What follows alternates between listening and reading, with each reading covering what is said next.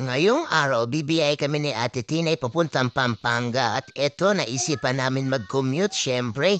Napakasarap naman talaga mabuhay ng simple lang. Basta't wala kang tinatapakan tao, ayan, share ko lang guys, 2 years na pala akong di nakakasakay ng jeep. Oho, tama, 2 years na. At saludo ko kay Manong driver sa kanyang kasipagan sa gitna ng kainitan. Naalala ko tuloy nung nag-1, 2, 3 pa ako. Nagko-commute pa ako. Kaway-kaway nga pala sa mga batang 90s at isa ako sa mga sumasabit sa likod ng jeep. Napakasarap talaga balikan ng simpleng pamamuhay noon. May kapilyuhan pero napakababait na mga bata noon at marunong makisama. Naalala ko tuloy nung high school ako, sabay kami sumasakay ng jeep ng girlfriend ko. Hatid ko sa bahay nila. Ang sarap, diba? O, huwag ka na magselos, Ate Tinay. Pass is pass, okay?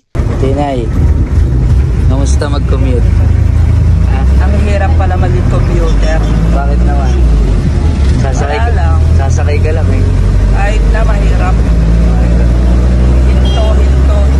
Malilate ka na sa lakad. O ngayon, alam mo na, kaya ako, pinagmamalaki ko talaga na lumaki ako sa hirap. Ito kasing si Ate Tinay nyo lumaki sa sarap. Yan tuloy, nagkaroon ka ng 6 na anak. After nga pala namin sumakay ng jeep, ito sasakay naman kami ng bus.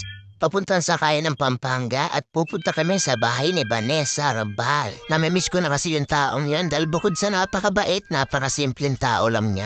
Kita niyo tong dala ko? Ang dami, di ba? Hindi ko tuloy alam kung magbabakasyon ako o doon ako titira eh. Nakakapagod naman talaga mag-commute pala guys, no? Pero napakasarap sa feeling na binabalik-balikan mo yung mga dati mong ginagawa. Simpleng buhay pero masaya. At alam niyo ba kung bakit ako nagko-commute ngayon guys? Sige, sabihin ko na yung totoo. Kasi wala na akong sariling kotse.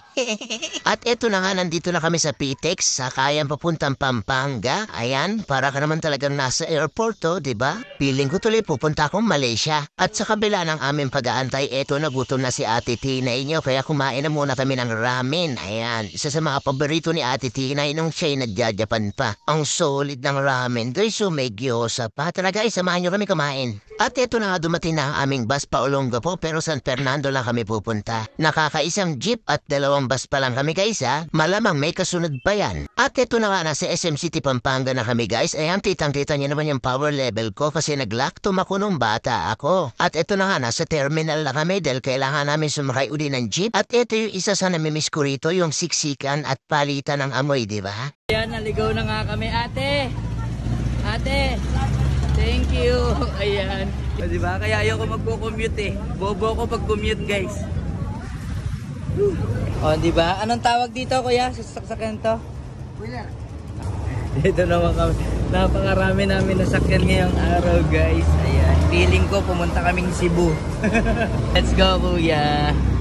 So, ayan guys, nandito na nga kami. Kita niya naman, napaka-sweet ni Vanessa. O, diba? Aray, ang sakit naman nun. Sign lang yan guys, na namiss namin yung isa't isa. Ayan, bukod sa napakaganda, napakabait ba. At ito, alis muna kami guys. Gamit namin ang ATV ni Vanessa Rabal. Kasama ko yung tropa. Ayan, napakasolid ng ride namin. Tapos, convoy namin sila. Ayan, astig, diba? Napakasolid talaga ng pagtanggap sa amin nila Vanessa. Ayan, pinakain kagad kami na samgyup ni Ate Tinay. Solid, At syempre, kasama pa rin namin yung buong tropa. At syempre yung Rabal family, ayan. Kaya naman si Ate Tinay tuwang-tuwa dahil busog na naman ang bulati niya sa tiyan. O diba, napakasimpleng tao lang niya, napakabait at napakaganda. So paano guys, magbabanding na muna kami, ayan. Maraming salamat ulit kay Vanessa Rabal. Thank you, Vanessa.